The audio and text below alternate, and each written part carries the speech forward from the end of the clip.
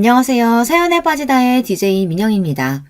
오늘도 사연 재미있게 들어주시고요. 구독과 좋아요 버튼도 잊지 말아주세요. 그럼 오늘의 첫 번째 사연 바로 만나볼게요. 안녕하세요. 집안일 할 때 틀어놓는 사연 프로그램에 제가 직접 이렇게 이야기를 하러 올 줄은 몰랐네요. 지금은 웃으면서 이야기할 수 있지만 그때 당시만 해도 힘든 시간을 보냈었거든요. 다들 결혼 생활 즐겁게 하고 계신가요? 저는 처음에 결혼을 할 생각이 없었던 비혼주의자였어요. 그래서 항상 연애만 했었고 결혼까지 생각할 상대가 아니다 보니 자연스럽게 만난 기간이 길어질수록 부담이 높아지면서 제가 먼저 헤어지자고 이야기를 한 일들이 많아지더라고요. 예전 남자친구들에게는 미안하지만 사실 결혼까지 생각할 만한 상대가 아니었던 것 같아요. 물론 저만 그런 건 아니었고 상대방도 역시 저와 같은 생각을 하고 있던 경우도 많아서 자연스럽게 정리가 되는 일들이 많아지더라고요. 제가 일에 대한 욕심이 있다 보니 아무래도 사람들과 오래 만나면서 결혼까지 생각을 하는 게 생각보다 쉽진 않았는데요. 또 혼자 있는 시간을 중요시 여기다 보니 결혼을 하면 혹시라도 제가 하고 싶은 일을 하지 못하게 되는 일이 생기지 않을까 싶어 자연스럽게 혼자 사는 쪽으로 생각을 했던 것 같아요. 제가 비혼을 결심하게 되었던 계기가 되었던 부분 중 하나는 성인이 되어 첫 연애 생활 때문에도 영향을 많이 받았던 것 같은데요. 제 성격이라든지 성향에도 맞지 않지만 이전에 만났던 사람이 나이 차이가 좀 있는 편이라서 만나다 보니까 저한테 결혼 얘기를 하더라고요. 그 사람을 만날 당시에는 일단 처음부터 비혼을 생각했던 게 아니라서 이 사람이라면 결혼을 해봐도 괜찮지 않을까라는 생각을 잠깐 했었는데 그건 아무래도 어려서 그랬던 것 같아요. 나이도 어리고 당장 좋아하는 사람이 있으니 결혼이라는 말이 참 멋있게 느껴지기도 했거든요. 실제로 저희 부모님이 사이가 좋으신 편이라서 그런지 결혼에 대한 거부감이 있는 편은 아니었는데 남자네 부모님을 만나고 나서 아예 생각이 달라졌던 부분들이 있었어요. 나이가 어리다 보니까 자연스럽게 저한테 말을 놓으시는 건 그럴 수 있다고 생각하지만 저희 집안이라든지 제 학업에 관련해서도 궁금한 점이 많으시더라고요.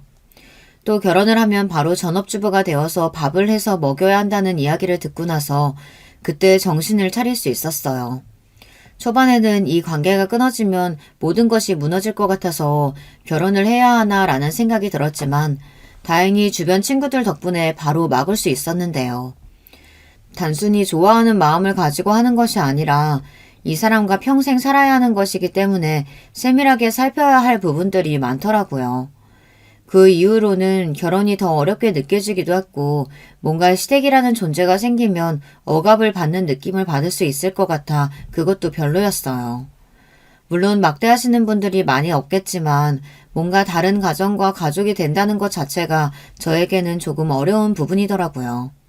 결혼을 한다는 게 싫었던 건 아니지만 결혼을 하고 나면 신경을 써야 할 부분들이 더 많아지다 보니 귀찮았던 부분들도 있어서 그때부터 연애를 쭉 이어서 했던 것 같아요.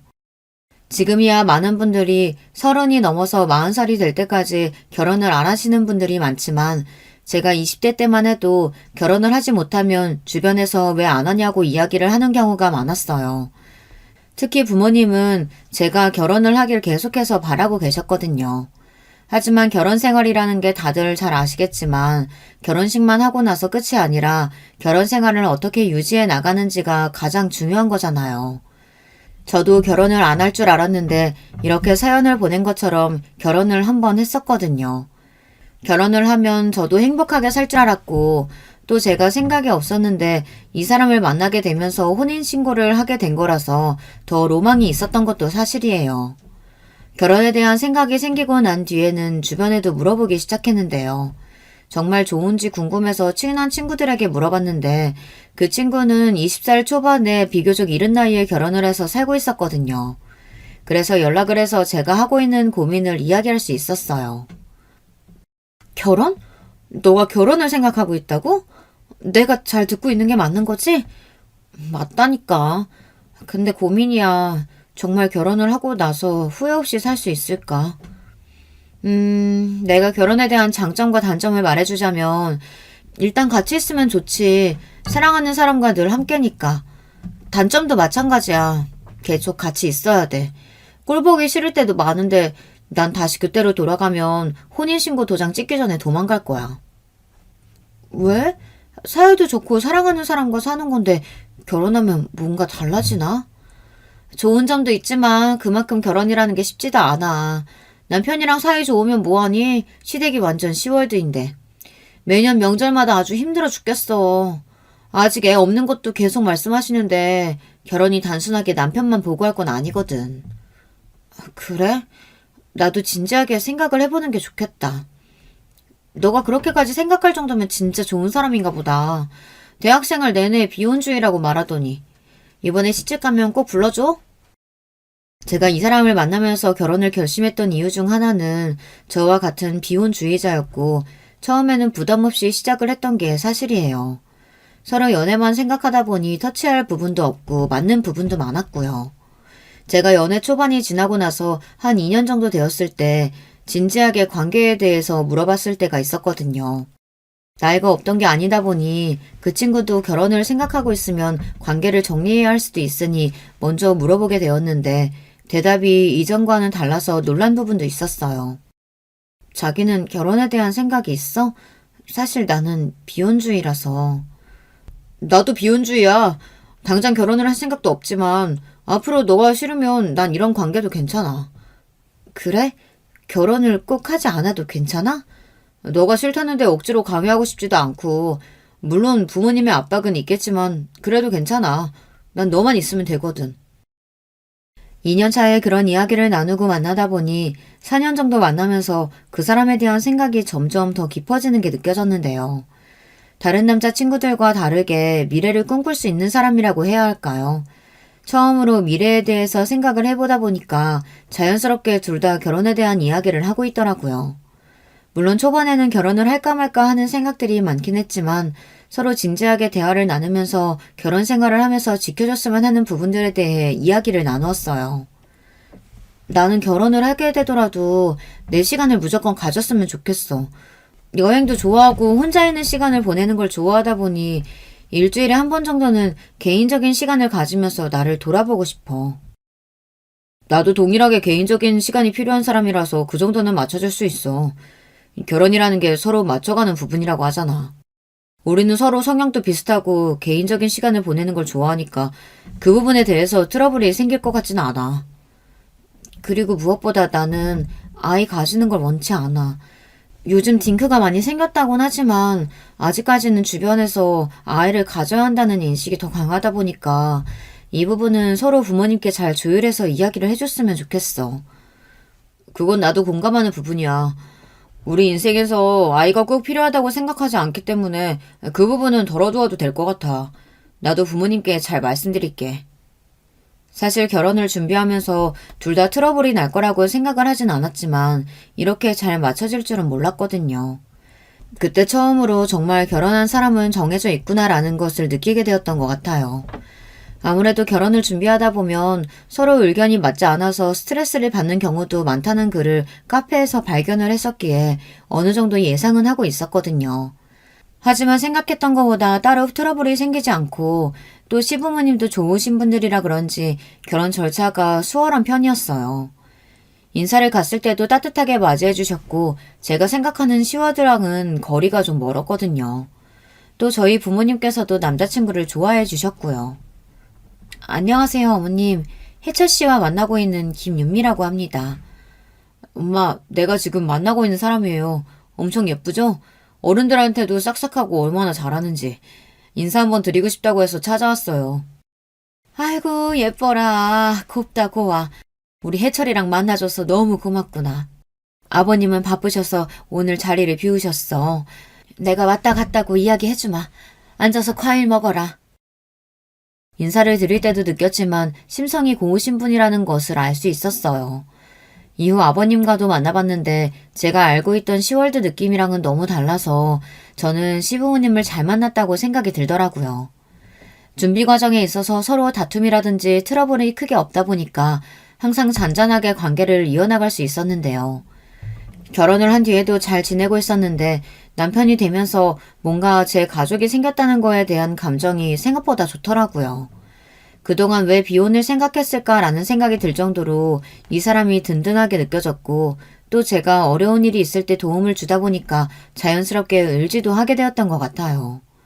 결혼을 하기 전에 서로 이야기했던 부분들은 꾸준하게 지켜나갈 수 있었는데 제가 어느 순간부터 남편이 의심되었던 부분은 개인적인 시간을 가지면서 그 시간만큼은 연락이 잘 안 된다는 것이었어요.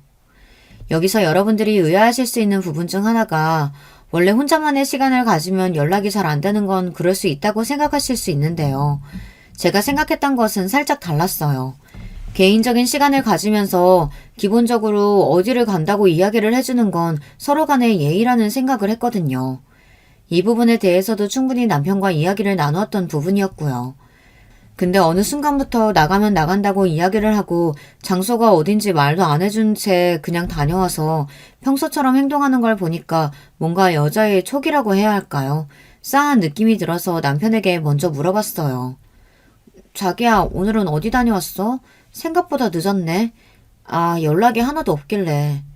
아, 오늘 회사 사람들이랑 라운딩 하느라 바빴어. 골프 연습하다 보니까 요즘에는 골프 치러 다녀서 그런지 재미있어서 취미로 해도 괜찮겠더라고. 그래서 그런데 이번에 카드값도 좀 나올 것 같고 이래저래 상의할 게 많았는데 이제서야 말을 하네. 우리 둘 다 결혼 초반에 이야기했던 거 기억하지? 개인적인 시간 지켜주는 것도 좋지만 서로 어디 간다고 기본적인 연락은 하자. 오늘은 정말 바빠서 연락도 한 통 못했어. 다음부터는 제대로 연락 남기고 여보 걱정하는 일 없게 할게. 회사 사람들이랑 라운딩을 지겼다는 이야기를 들으니 사실 거기서 더 의심할 건 없었어요. 뭔가 찜찜하긴 했지만 그날은 그냥 넘어가기로 했죠. 저는 개인적으로 결혼 생활을 하면서 서로 기본적인 부분만 지켜주면 별다른 문제 없이 꾸준히 잘 살 수 있을 것 같았는데 하나 둘씩 삐걱거리는 게 생기다 보니까 저희도 부부싸움이라는 것을 할 수밖에 없었어요. 아예 안 싸우고 사는 건 말이 안 되고 서로 다른 생활을 오랫동안 하다 보니까 자연스럽게 부딪히는 부분이 있을 수밖에 없었는데요. 얼마 전에는 싸우면서 제가 감정이 격하게 올라오다 보니 결혼에 대해서 다시 생각을 해보게 되는 계기가 되기도 했던 것 같아요. 제가 워낙 자유롭게 지내던 사람이라 그런 것일 수도 있지만 그렇다고 안 맞추고 제멋대로 하는 건 없거든요. 저는 딱 지키기로 한 것만 지키면 되는데 그게 잘 안 되었던 게 불만이었어요. 그날도 남편이랑 저랑 정해진 개인 시간을 보내는 중이었는데 연락도 안 되고 전화도 받지 않으니까 저는 와이프로서 사실 걱정이 될 수밖에 없잖아요. 혹시 사고가 난 것은 아닐지 신경이 쓰이기도 하고요.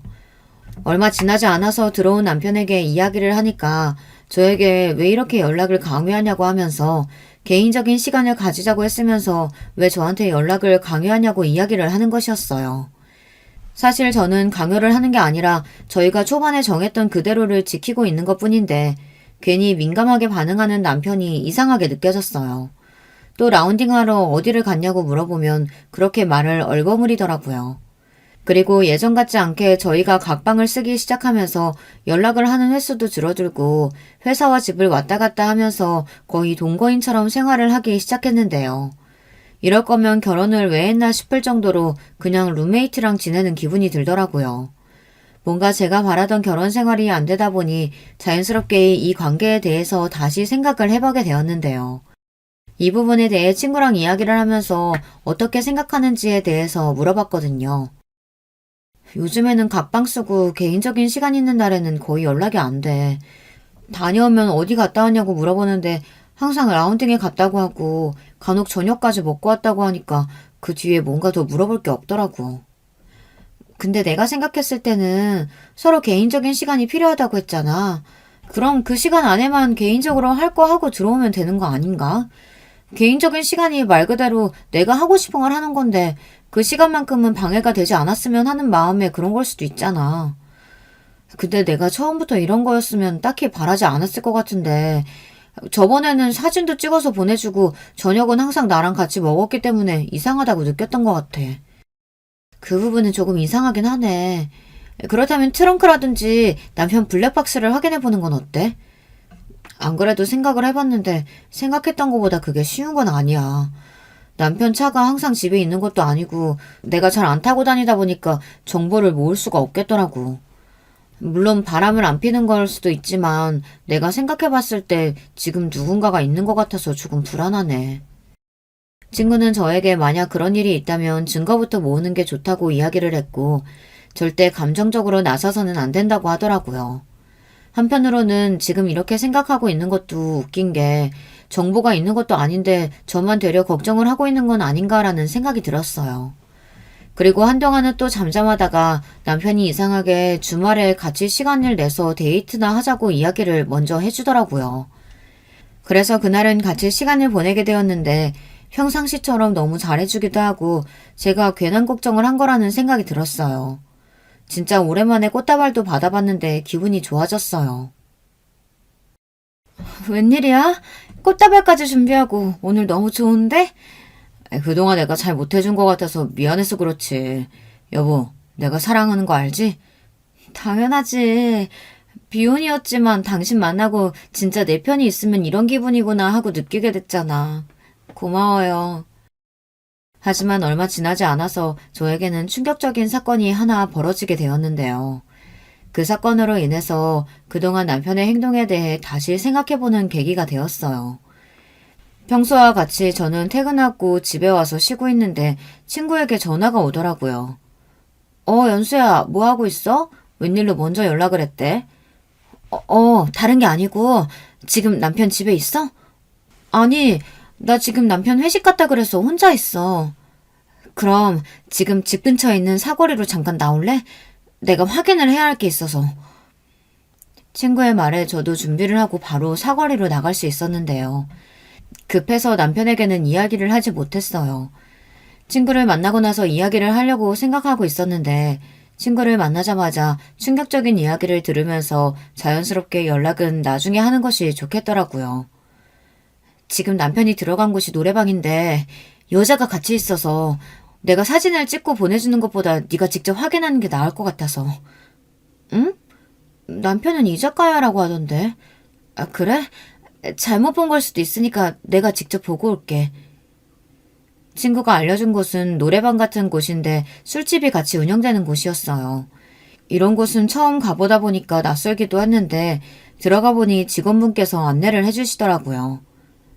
어서 오세요. 혹시 일행 있으신가요? 아, 안에 회사 사람들이 있어서요. 혹시 방금 전 들어온 사람들 어디로 갔나요? 아, 그렇다면 4번 방으로 가보시겠어요? 커플분들 말고 회사에서 오신 거죠? 네, 감사합니다. 카운터 직원분께서 안내해주신 3번으로 가보니 방 안에서는 회식을 즐기고 있는 사람들이 있었어요. 그래서 남편도 거기 있나 둘러보고 있는데 제 귀에 익숙한 목소리가 들리더라고요. 괜찮다니까. 오늘 늦게 들어간다고 미리 얘기해놔서 시간 많아. 그래도 이렇게까지 늦게 들어가면 마누라가 뭐라고 안 해? 나야 좋지만 오빠 힘들까봐 그러지. 우리 와이프 11시만 되면 바로 잠에 골아 떨어지는 사람이야. 그래서 내가 늦게 들어가도 언제 들어왔는지도 기억도 못해. 미리 연락해두면 그때 들어온 줄 안다니까? 그래도 그렇지. 그렇다고 이렇게 일찍 나 찾아오면 어떡해. 나 지금 일하고 있는데. 보고 싶은 걸 어떡해. 오늘 퇴근하고 같이 있자. 기다리고 있을게. 저도 모르게 몸을 숨기고 이 대화를 듣게 되었는데 틀림없이 남편 목소리였어요. 술집을 다니면서 이러고 있는 줄은 몰랐는데 생각보다 엄청 충격적이더라고요. 여러분들은 그 뒤에 제가 상황을 뒤집었을 거라고 생각하시나요?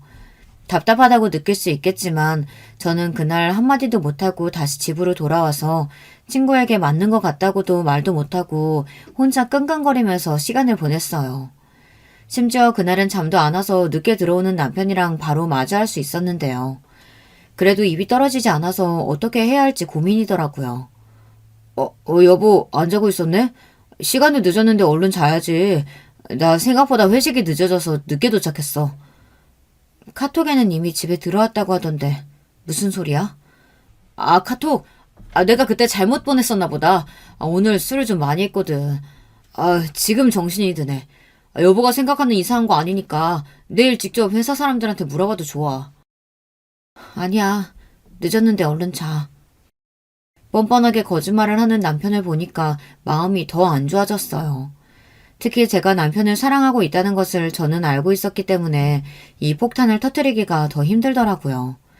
저만 참으면 이 결혼 생활이 유지가 되는 건 문제가 되지 않을 것 같았고, 바람이라는 사실을 알게 되긴 했지만 제가 대화 내용을 들었을 때 거기에 종사하시는 분이라서 깊은 관계는 아닌 것 같았어요. 물론 멍청하다고 생각하실 수 있어요. 그런 대화를 듣고 나서도 아닐 거라고 생각하는 제 감정을 이해하시기는 어렵겠죠.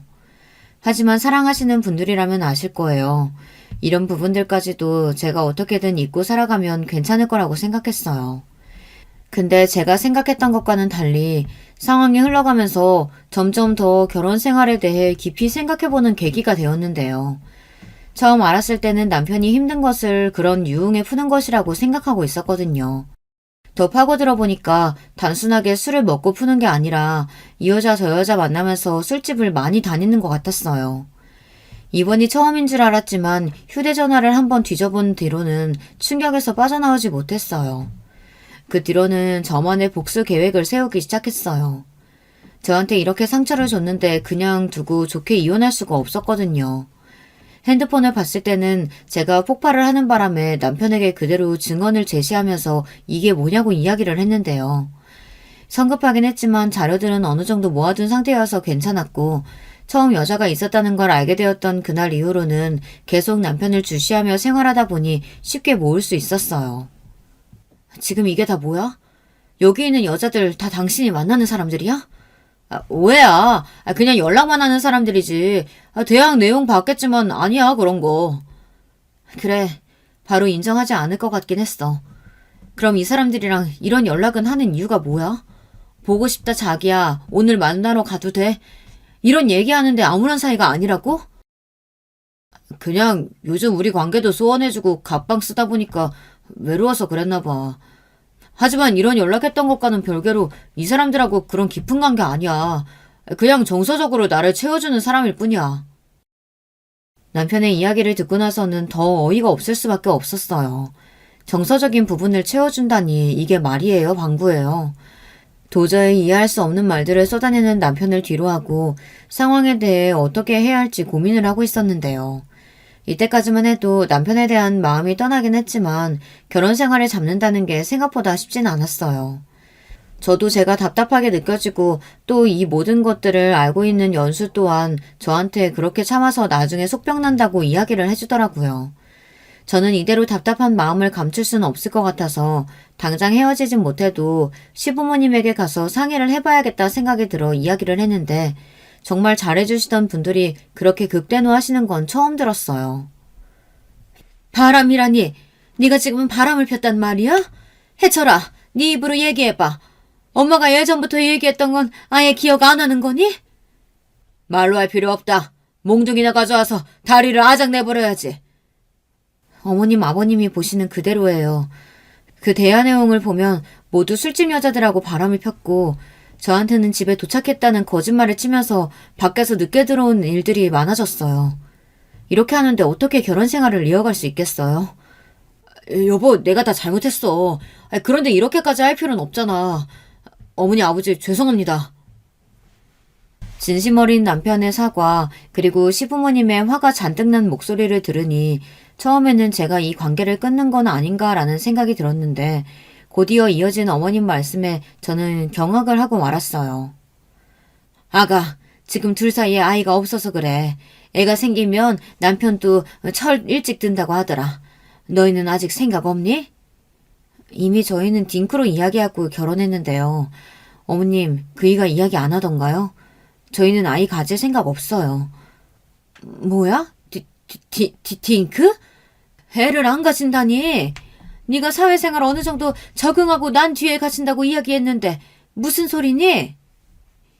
저희는 딩크로 이야기를 하고 결혼을 했는데 시부모님은 아이를 기다리고 있는 상황이었어요. 너무 당황스럽기도 하고 남편을 쳐다보니까 저의 시선을 피하더라고요. 집에 들어와서도 이 문제로 한참 다투었는데 다행히 시부모님께 좋게 이야기한다는 이야기를 듣고 그 뒤로는 딱히 아이에 대한 이야기를 듣지 않았어요. 하지만 은근히 눈치를 주시는 게 느껴졌죠. 남편의 바람으로 인해 찾아간 곳이었는데 사실상 마무리는 임신을 하지 않는 제 잘못이라고 탓하시는 것 같다는 생각이 들었어요. 아버님께서도 심하게 말씀을 하시지는 않았지만 은근히 제 탓을 하시는 것처럼 나중엔 이야기를 하셨어요. 그 뒤로는 남편이 싹싹 빌어서 더 이상 그 문제에 대해서 이야기하지 않았지만 저도 어느 정도는 마음의 준비를 하고 있었던 것 같아요. 사실 마음을 주었다는 거에 있어서 저는 꽤나 충격이었기 때문에 이런 부분에 대해서 쉽게 치유가 되지는 않았어요. 왜 당장 헤어지지 않았는지 지금 상황이 답답하게 느껴지시죠? 당사자인 저도 생각보다 제가 멍청한 사람이라고 생각이 들었기 때문에 한동안 자괴감에 빠지기도 했어요. 특히 연수는 저와 남편이랑 같은 동창인데 학창시절 때부터 남편이 금사빠였다는 걸 알고 있는 사람이었거든요. 그래서 제가 결혼할 당시만 해도 정말 괜찮겠다는 이야기를 많이 했었는데요. 왜 그렇게 말했는지 바로 이해가 되었어요. 저는 그때 당시 남편이 다른 사람들을 볼 거라고 생각을 하지 않았거든요. 왜냐하면 금사빠라는 걸 알고 있긴 했지만 그래도 사람을 만날 땐 양다리를 걸치는 사람이 아니라고 알고 있었기 때문에 이런 문제가 생길 거라고는 생각도 못했어요. 제 친구 연수는 이런 사태에 대해서 해결책을 찾아야 된다고 저에게 먼저 이야기를 해주었는데요. 그래서 남편에게 어떻게 복수를 해줘야 할지에 대해서 생각해 보기로 했어요. 이대로 당하고 사는 건 제가 너무 불쌍하더라고요. 이대로라면 내가 억울해서 이렇게 결혼 생활 끝내줄 수 없어. 소송을 걸든지 아니면 재산이라도 받고 끝내야 할 것 같은데 어떻게 해야 되지? 잘 생각해봐. 이때는 감정적으로 나가면 안 돼. 증거도 충분히 보고 또 이혼을 순순히 해주면 그냥 자유를 누리게 해주는 거라고 다르지 않아. 그니까 어떻게 하면 남편에게서 자산도 받고 또 이혼을 할 수 있을까? 근데 문제는 내가 그 사람을 자꾸 이해해보려고 해. 얼마나 힘들었으면 그랬을까 싶기도 하고 내가 살가운 편이 아니다 보니까 애교 많은 여자들이 끌렸을 수도 있잖아. 또 답답한 소리 한다. 네가 그래서 안 되는 거야.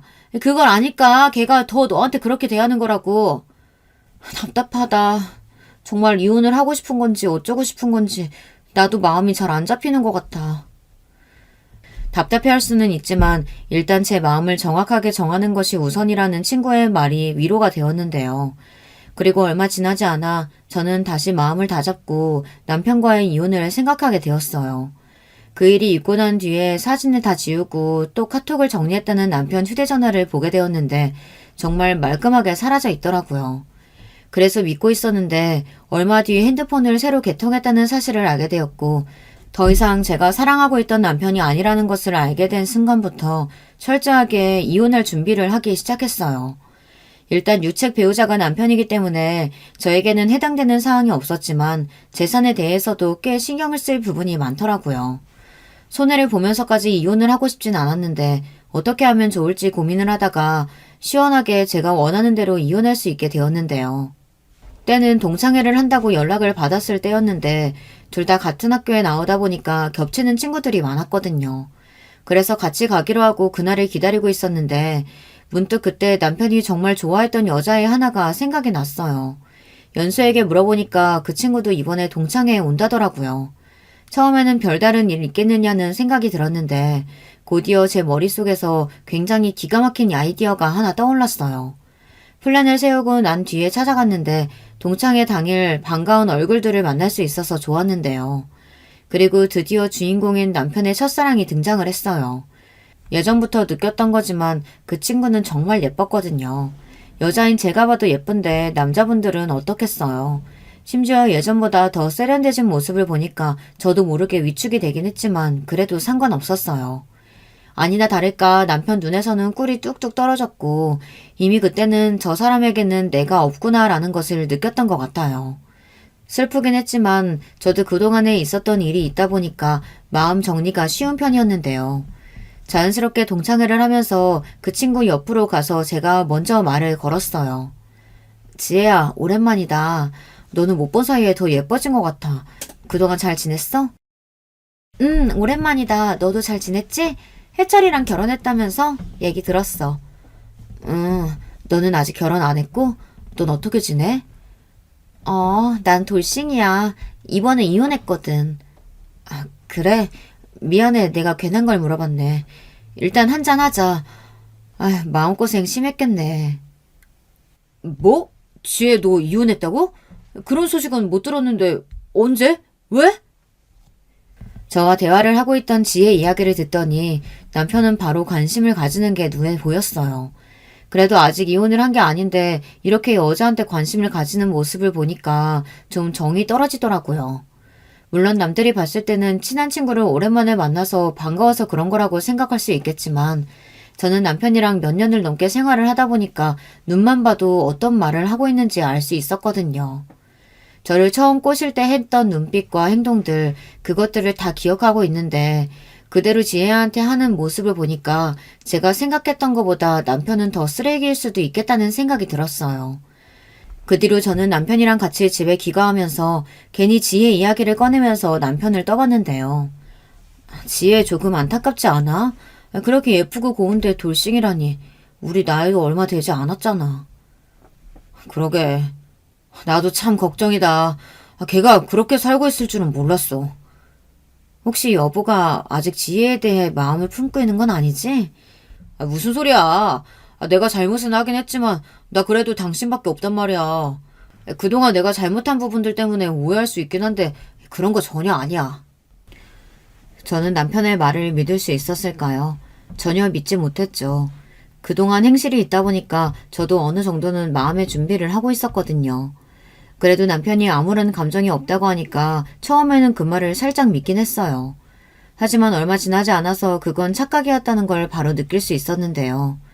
평상시보다 퇴근이 늦어지는 것은 물론 휴대전화로 누구와 그렇게 연락을 하는지 계속 카톡을 붙들고 있는 걸 보니까 저는 그때 느낄 수 있었어요.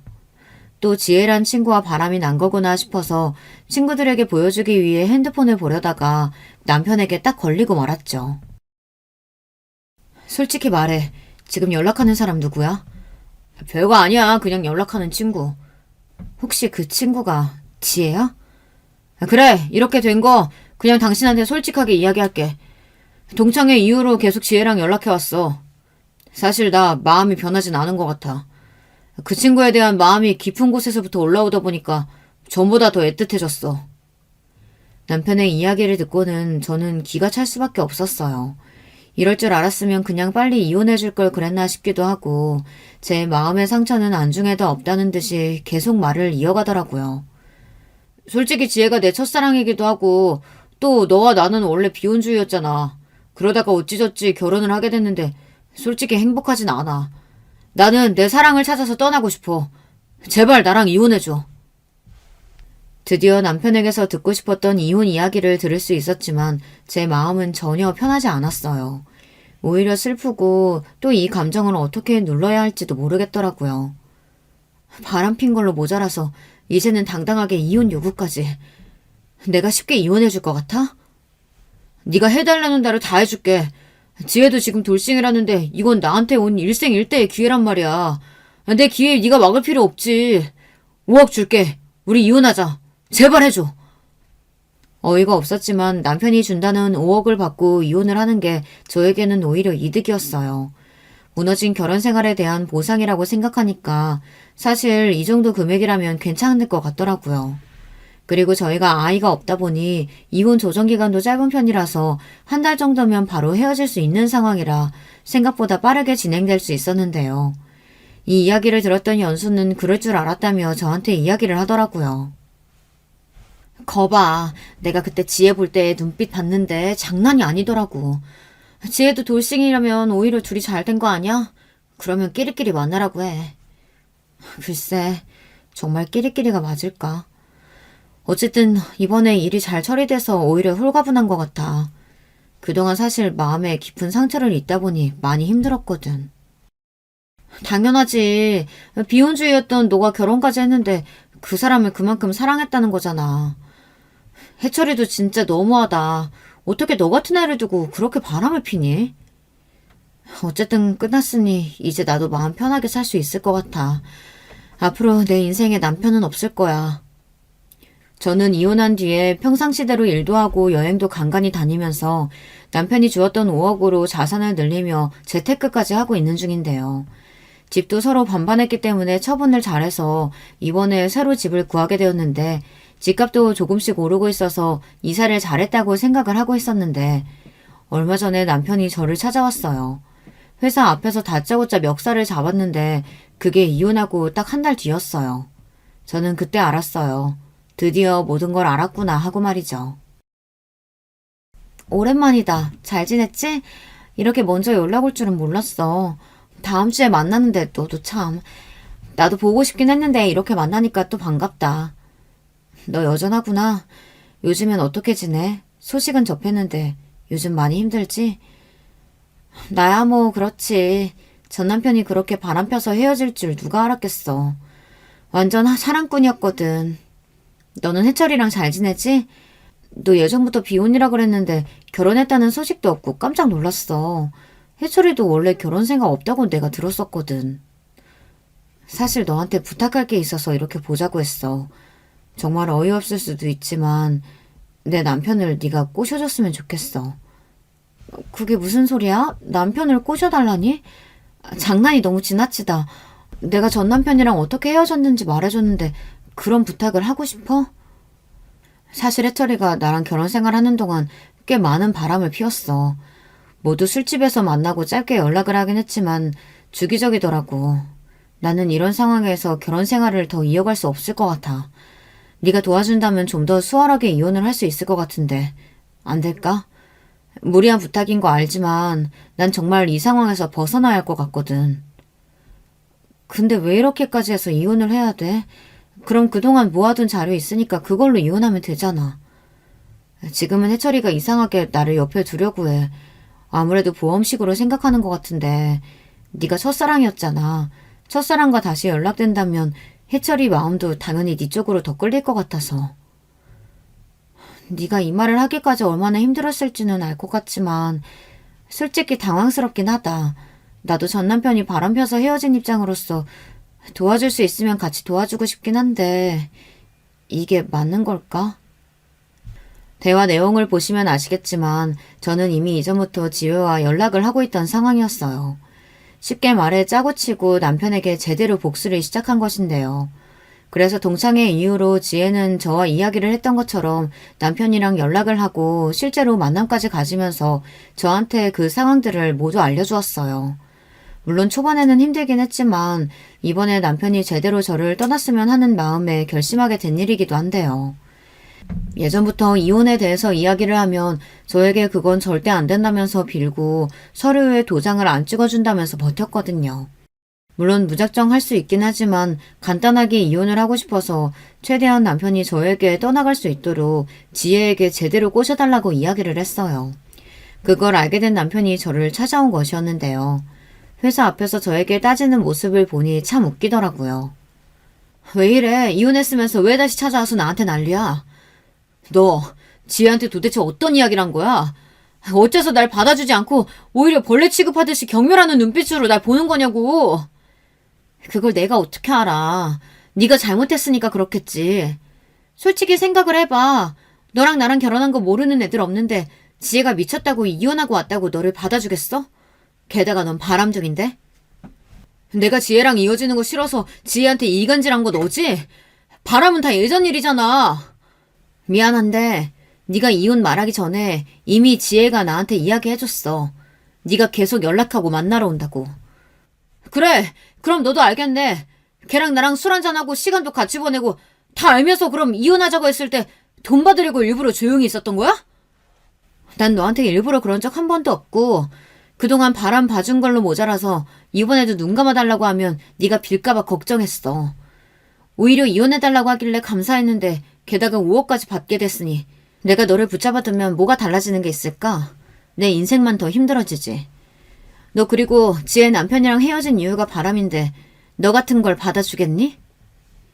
망연자실한 표정으로 저를 바라보는 전 남편을 뒤로하고 그날은 지혜를 만나 저녁을 먹으며 이야기를 나눴어요. 속이 홀가분하긴 했지만 제대로 더 복수를 못해준 것 같아서 조금 아쉬운 마음이 들긴 했지만 이 정도로도 만족할 수 있었는데요. 지혜도 끈질기게 붙잡는 해철이 때문에 고생이 많더라고요. 도움 들어줘서 고마워. 이건 작은 성의 표시야. 받아줬으면 좋겠어. 나 이런 거 받으려고 한 거 아니고 사실 나도 처음에는 흔들렸어. 해철이가 내 첫사랑이기도 하거든. 알고 있지. 사실 둘이 잘 될지도 모르겠다는 생각이 들기도 했는데 그래도 난 널 믿고 있었으니까. 그래도 바람피는 놈들은 더 못 만나겠더라. 우리 이제 앞으로 행복할 일만 남았는데 잊어버리자. 그렇게 저희 결혼 생활은 끝이 났고 아이가 없을 때 헤어져서 그런지 딱히 어려운 건 없었어요. 그래도 제가 해철이랑 결혼 생활을 하는 동안에는 그렇게 힘들 생각만 한 것은 아니라서 사실 흔들릴 때도 있었는데요. 그렇다고 해서 무너졌던 신뢰가 다시 쌓이는 것도 아니기 때문에 다시 마음을 붙잡고 살아가고 있는 중이에요. 저처럼 이혼을 결심하신 분들 사이에서는 대부분 상대방의 바람이라든지 혹은 성격 차이로 헤어지는 경우가 많은데 아이가 있을 경우 더 오랜 시간이 걸리고 또 쉽게 헤어지는 게 어렵다고 해요. 지혜도 아이가 없을 때 헤어졌는데 남편의 습관적인 바람으로 인해 상처를 많이 받은 것 같더라고요. 저와 같은 상처를 받은 사람이 있다 보니까 서로에게 위로의 말을 해줄 수도 있고요. 또 앞으로의 인생에 있어서 진실된 조언을 해줄 수 있다는 게 좋았어요. 그리고 저는 연수에게 이런 이야기를 전하며 지혜와 함께 셋이서 여행을 가자고 이야기하기도 하고 베스트 프렌드가 되어서 지금까지 연락을 잘하고 있는 중인데요. 해철이는 그 뒤에 재산도 많이 남지 않고 오히려 이곳저곳 껄떡거리다가 차였다는 이야기를 들었어요. 지금 생각해보면 초반에 저를 진심으로 사랑해주었던 해철이가 그립긴 하지만 왜 이렇게까지 변했는지 정말 이해할 수 없는 부분 중 하나예요. 결혼 생활을 하면서 제가 잘못한 부분이 있었다면 서로 조율을 해갔으면 좋았겠지만 그래도 시간이 지나면서 아쉬움은 사라지고 앞으로 제 인생에 대한 고민만 더 많이 할 수 있게 되어서 좋아요. 결혼이라는 게 두 사람이 만나서 한 가정을 이루고 또 그 가정을 유지하기 위해서는 서로에 대한 노력이 정말 필요하잖아요.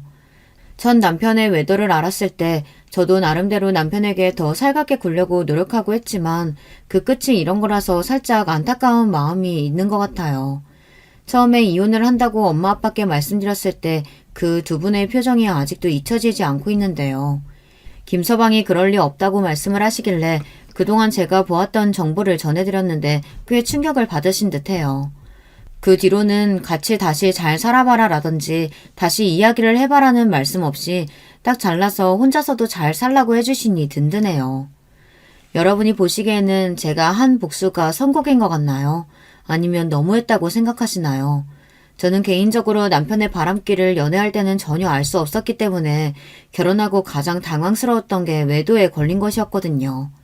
게다가 술집을 다니면서 종업원 분들이랑만 만나니까 실질적으로 직장이라든지 친구 사이에서는 이성적인 문제가 없는 사람이라서 제가 그동안 잘 몰랐었을 수도 있겠다는 생각이 들었어요.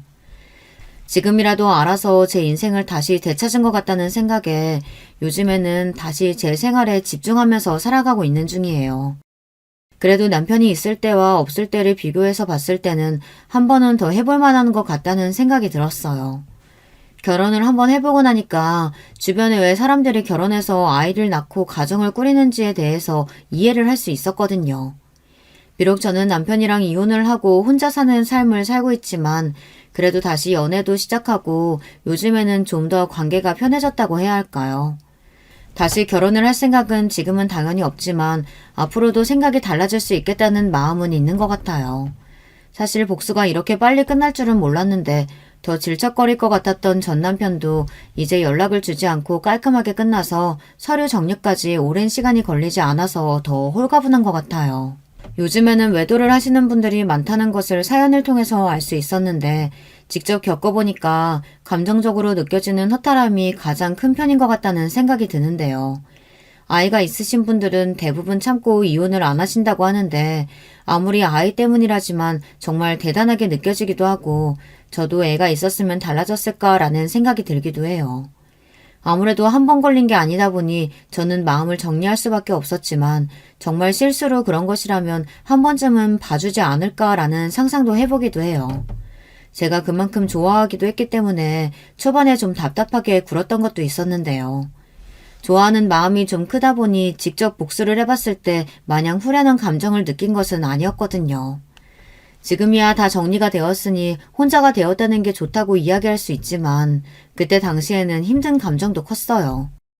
동창이 도와주지 않으면 어쩌나 싶기도 하고 다행히 그동안 모아둔 자료가 있어서 안 도와줬어도 괜찮았겠지만 이번에 친구 덕분에 더 후련하게 마무리할 수 있었던 것 같은데요.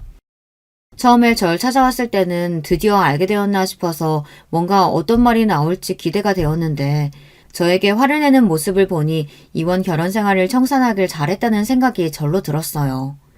그리고 지혜에게 들었던 이야기인데 두 사람이 술을 마셨을 당시에 본인이 이혼을 하고 오겠다는 이야기를 했다고 하더라고요. 지금 사이가 좋은 게 아니라 사람들이 많다 보니 겉으로는 쇼윈도우 부부처럼 다니고 평상시에는 저도 그렇고 남편도 서로에게 관심이 없다고 이야기를 해서 한편으로는 지혜가 제가 거짓말을 하고 있는 건 아닌가라는 의심을 했다고 해요. 하지만 그 친구도 제 성격을 너무 잘 알고 있기 때문에 당연히 아니라는 것을 알았고 그때 당시에 느낄 수 있었다고 해요. 또 이 사람의 성격이 원래 이런 것이라는 것을요. 지혜 남편도 바람을 펴서 이혼했기 때문에 저에게 아이가 없을 때 이혼을 하는 것이 다행이라고 해요. 관계가 끝이 나서 여행도 자주 다니게 되고 또 재테크를 하다 보니까 자연스럽게 재산도 늘어나게 되어서 이번에 5억을 받은 것도 정말 잘한 것 같아요.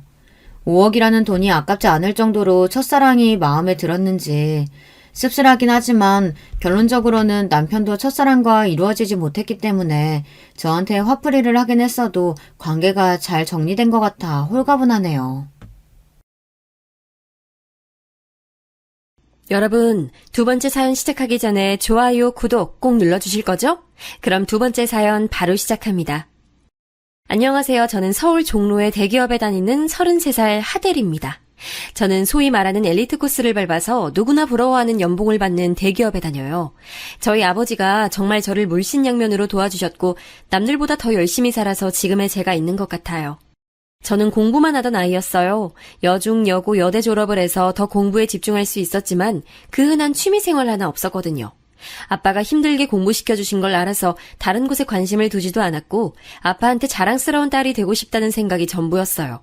아버지 혼자서 저를 키워주셨기 때문에 내가 성공해야만 한다는 생각을 어릴 때부터 했던 것 같아요.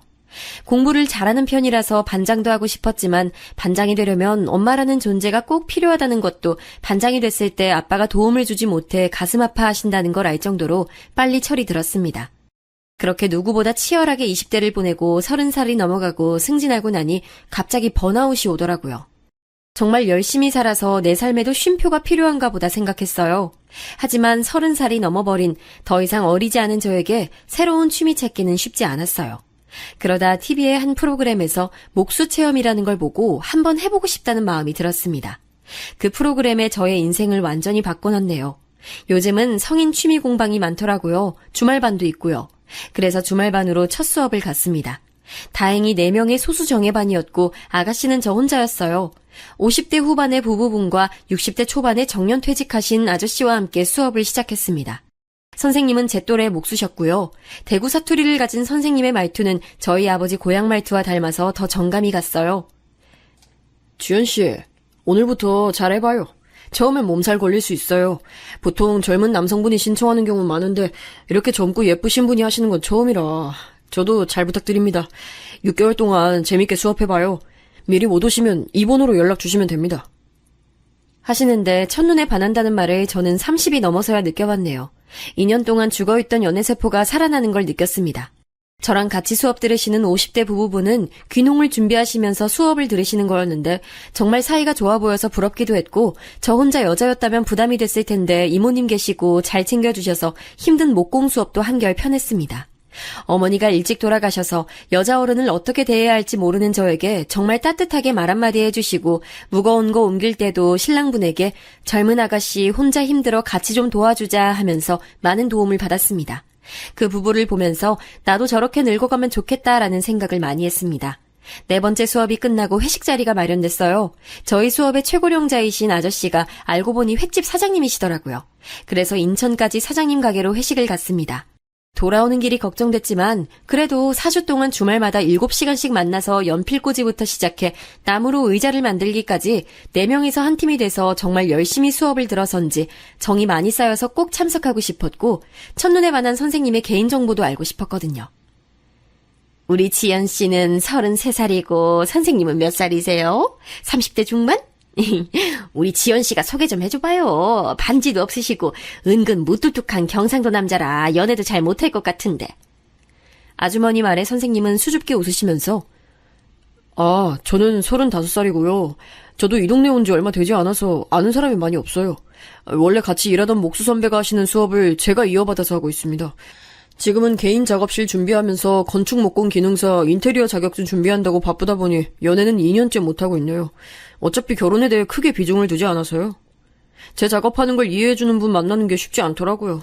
누군가를 소개받아도 인연이 오래 이어지지도 않고, 그래서 어느 정도 단념했다고 할까요?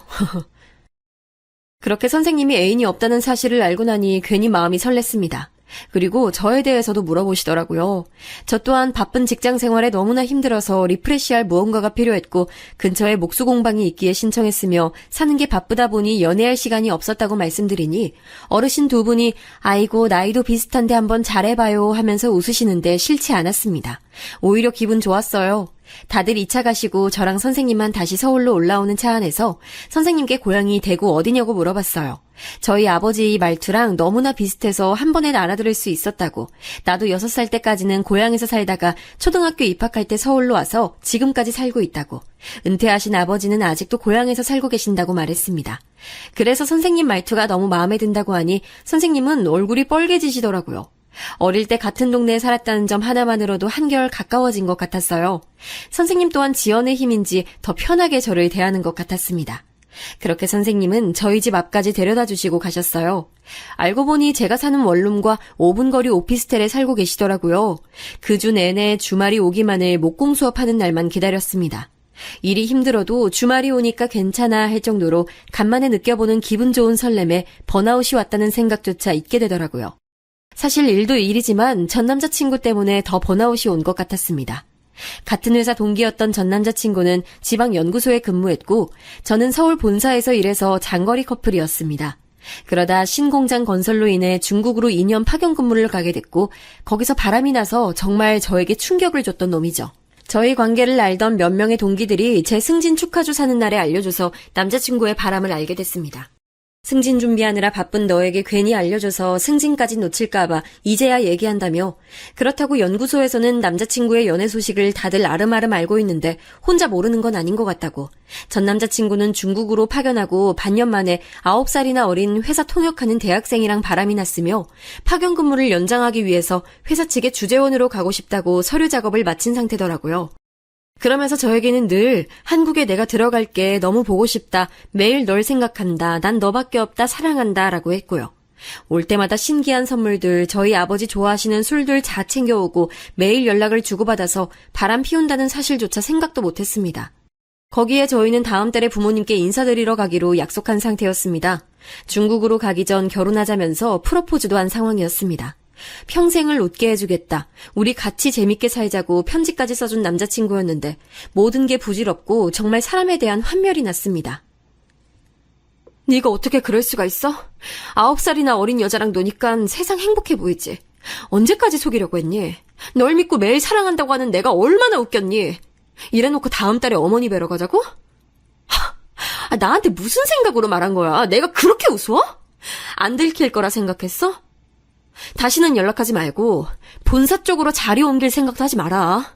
너 내 눈에 띄면 가만두지 않을 거야. 내 인생 걸어서 너 망하게 할 거야. 내가 그 누구보다 독한 거 잘 알지? 내 눈에 눈물 흘린 만큼 너한테 복수할 거니까 눈에 띄지 마. 알았지? 평생 보지 말자. 중국 주재원 간다고? 평생 중국에서 살아. 그러자 남자친구는 긴 한숨을 쉬며 야, 나라고 마음이 편했을 것 같아? 우리 만나면 늘 회사 얘기한다고 웃으면서 얘기한 적이 언제였는지 기억이나 나? 그래, 인정할게. 새롭게 누군가 만나니까 신선해서 기분 좋았어. 설레는 것도 좋았고. 근데 딱 거기까지 감정인 거지. 이 사람이랑 결혼을 하겠다거나 그런 거 아니야. 9살이나 어린애랑 무슨 미래를 꿈꾸겠어. 내가 돌아갈 곳은 너뿐인 거 알잖아. 너 정말 이런 일로 헤어질 거야? 정리할게. 정리할 거야. 그러니까 한 번만 봐주면 안 돼? 나뿐만 아니라 남자들 해외 출장 오면 다들 다른 여자랑 저렇게 놀다가 헤어지고 그래. 정말 내가 네가 싫어서 헤어지려고 걔랑 만난 거 아니야. 그냥 정말 그냥 만난 거야. 라며 변명 아닌 변명을 했습니다. 또한 제 핑계를 대면서 중국 주재원 원서 넣은 거는 여기서 승진이 더 잘 될 것 같으니까 저는 승진했는데 본인은 못하니 부담이 되었답니다. 정말 어이가 없었고 이런 자격지심을 가진 남자라니 한숨만 나왔습니다. 거기에 남자는 원래 그런 동물이다며 자꾸 저한테 모든 남자는 몸이 멀어지면 한 번씩 실수한다고 가스라이팅을 하는데 정말 기가 찼습니다. 정말 모든 남자는 그런 걸까요? 저는 단호하게 헤어짐을 고했습니다. 바람 피운 놈은 또 피운다는 속설을 믿기도 했고 미안하고 울고불고 사과하는 모습이 아니라 비겁하게 구는 남친의 모습을 보니 정이 떨어져서 더 이상 사귈 수가 없었습니다. 나 너랑 다시 만날 생각 없어. 자꾸 연락하면 중국 주재원 팀장님이 우리 학교 선배고 나랑 정말 친한 분이라는 거 알지? 너 이런 거 다 소문나게 할 거야. 너도 그런 거 바라지 않잖아. 다신 보지 말자. 전화도 메신저도 보내지 마. 하면서 끊고 나니 정말 사랑이라는 게 뭔지 2년이라는 세월 동안 우리가 나눈 시간은 어느 순간 다 쓸모없는 시간이 됐더라고요. 결혼을 약속하던 우리는 한순간에 남이 되었습니다. 제 마음도 마음이지만 그 친구가 저희 아빠에게도 참 잘했거든요. 엄마 없이 혼자 절 키우시면서 많이 외로운 우리 아빠 낚시 친구도 돼주고 술 친구도 돼주어서 사랑하는 마음보단 고마운 마음이 더 컸었는데 이렇게 배신을 당하고 나니 내 마음만큼 아플 아빠를 생각하니 더 용서가 되지 않았습니다. 제 결혼 조건 중 가장 중요한 것이 바로 우리 아빠에게 아들 같은 사위가 될 수 있는 남자였습니다. 가족이라곤 아빠랑 둘뿐이라서 저도 딸 같은 며느리가 돼야겠지만 정말 아빠랑 취미도 비슷하고 살갑게 아빠에게 다가갈 수 있는 남자를 원했습니다. 아빠가 30년이라는 세월을 힘들 때마다 저를 보면서 힘을 내셨던 아빠에게 제가 해드릴 수 있는 제일 큰 효도가 바로 가족을 만들어주는 거라 생각했습니다. 그래서 남자친구의 배신이 더 상처가 컸습니다. 저희 아빠에게 잘했던 남자라 결혼까지 할 거라 믿어 의심치 않았거든요. 하지만 직장 생활 해보신 분들 아시죠? 아직도 이런 소문이 나면 여자 쪽이 훨씬 더 뒷소문이 안 좋게 난다는 걸. 그래서 최대한 아무렇지 않은 척했고 더 회사 일에 매달리다 보니 번아웃이 온 거였어요. 아빠에게도 일이 바빠서 헤어졌다고 말하고 절대 그 사람에게 연락하지 말라 했습니다. 딸 마음은 누구보다 빨리 눈치채는 우리 아빠는 아마 제가 말 안 해도 눈치챘을 겁니다. 그렇게 2년이라는 시간이 지났고 새로운 사람이 마음에 들어왔습니다. 저 또한 이렇게 누군가를 첫눈에 반해본 적도 이렇게 빨리 마음이 간 적도 없어서 당황했습니다. 하지만 다시 누군가를 사랑할 수 있다는 게 기적처럼 느껴져서 그 설렘조차 기분 좋게 느껴지더라고요. 주말이 찾아왔습니다.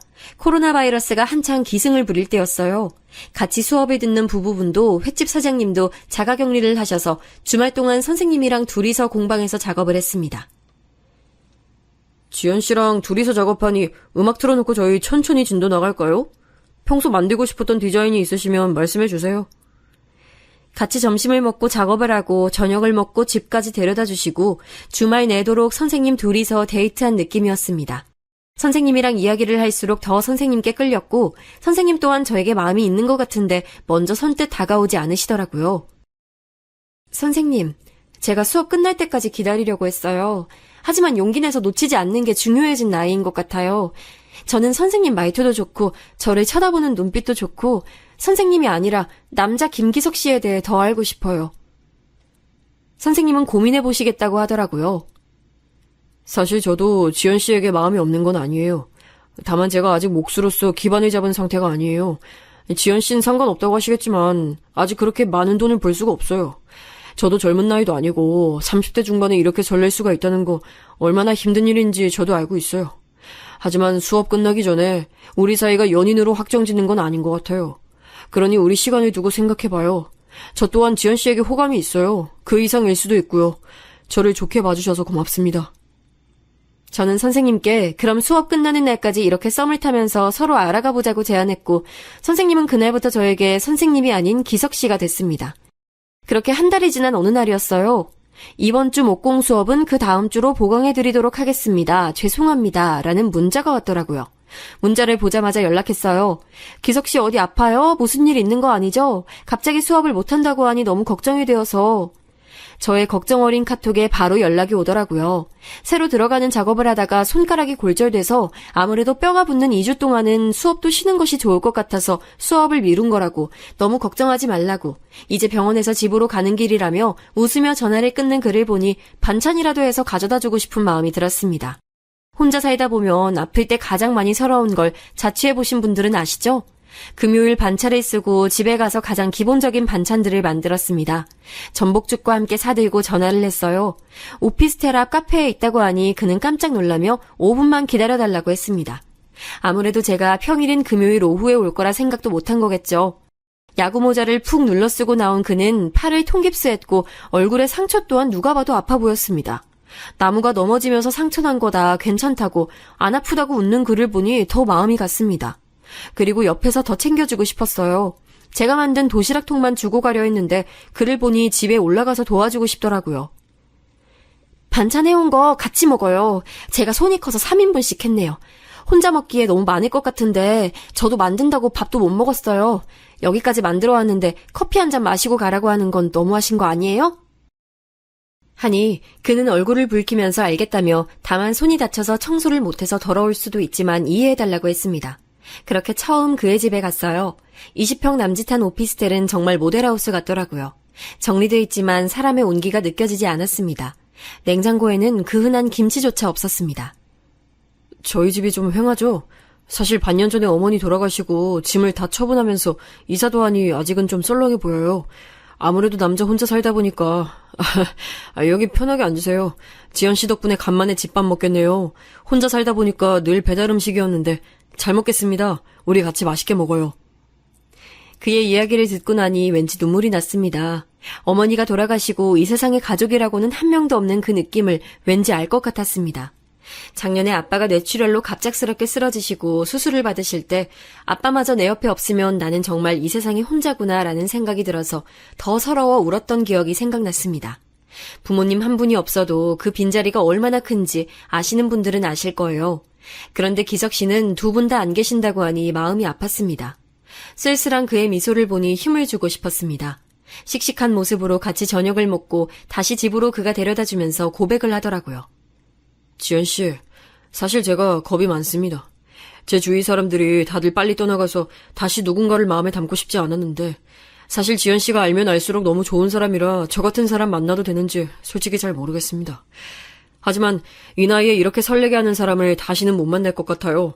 제가 대기업 다니는 지연 씨보다 연봉이 적다는 것 알고 계시죠? 하지만 이런저런 핑계로 지연 씨를 놓치고 싶지 않아요. 우리 연애해봐요. 우리는 그렇게 연인이 됐습니다.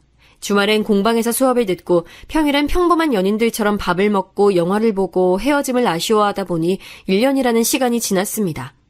그는 생각보다 진중한 성격이고 혼자서도 살림도 일도 잘하는 스타일이었고 일이 많은 제가 바빠서 잘 못 챙기는 기념일도 챙기면서 로맨틱함도 보여주는 최고의 남친이었습니다.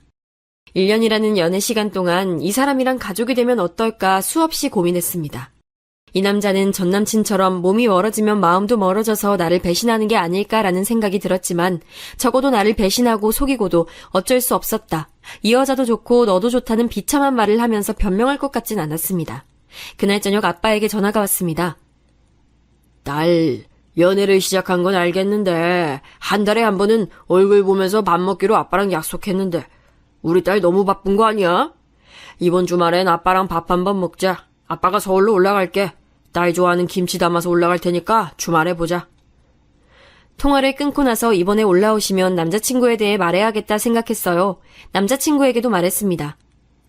기석씨, 우리 엄마가 나 6살 때 돌아가시고 아빠가 공무원 하시면서 적은 월급에 힘들게 나 공부시키고 뒷바라지 해주셨어. 지금 생각해보면 아빠도 기석씨 나이에 혼자 되셨는데 지금까지 재혼 안 하시고 나 하나만 바라보면서 사신 분이라 나한텐 정말 소중한 부모님이야. 이번에 아빠 올라오시면 자기에 대해 말씀드리려고 해. 아마 내가 가장 사랑하는 사람이라고 하면 좋아하실 거야. 지연 씨가 그러고 싶으면 그렇게 해요. 전 괜찮아요. 다만 내 직업 때문에 아버님께서 반대하실 수도 있을 텐데 똑똑하고 예쁘고 돈 잘 버는 딸 주기 싫으실 것 같아. 다음에 내가 만나 뵙게 되면 정말 잘할게. 아들이 없는 아빠에게 본인이 아들이 되어주겠다고 말하는 남자친구를 보니 더 아빠에게 소개해주고 싶었어요. 저희 아빠, 엄마 돌아가시고 혼자서 밥도 못 하시는 분이 밥하는 방법부터 여자아이 혼자 키우기 위해 머리 묶는 방법까지 매일 배움의 연속이었다고 웃으면서 말씀하셨지만 주변에 딸 키우는 선배를 보니 남자 혼자서 여자아이를 키운다는 게 결코 쉽지 않은 일이더라고요. 저희 엄마가 갑자기 급성 심근경색으로 일주일 만에 돌아가셔서 직장 일밖에 몰랐던 아빠가 육아와 살림을 동시에 해야 하니 아마 몸도 마음도 지쳤을 겁니다. 할머니가 손녀를 키우신다고 해도 본인 딸은 본인이 키워야 한다며 한 번도 맡긴 적 없었습니다. 지금이야 싱글데디도 많고 어린이집, 유치원이 활성화돼 있고 한부모 가정 혜택 등 다양한 혜택이 있지만 25년 전에 싱글데디는 없었죠. 혹시나 재혼을 하면 딸아이가 상처받을까봐 재혼 자리도 전부 거절하신 걸로 들었어요. 저 시집 보내고 나면 생각해 보시겠다고 한사코 거절하셨다며 고모가 늘 아빠에게 잘해야 한다고 말씀하셨거든요. 그래서 지금 사귀는 이 남자가 더 아빠랑 잘 지낼 수 있을 거라는 확신이 들었습니다. 비록 나보다 연봉이 적을 순 있지만 그만큼 제가 남들보다 많이 벌고 있으니 별 문제 되지 않을 거라 생각했어요. 늘 아빠는 지연이가 좋은 게 제일 중요하지라고 말씀하셨으니까요. 하지만 현실은 다르더라고요. 아빠를 만나고 밥을 먹고 분위기 좋은 카페에서 남친에 대한 얘기를 했어요. 아빠, 나 마음에 드는 사람 생겼어.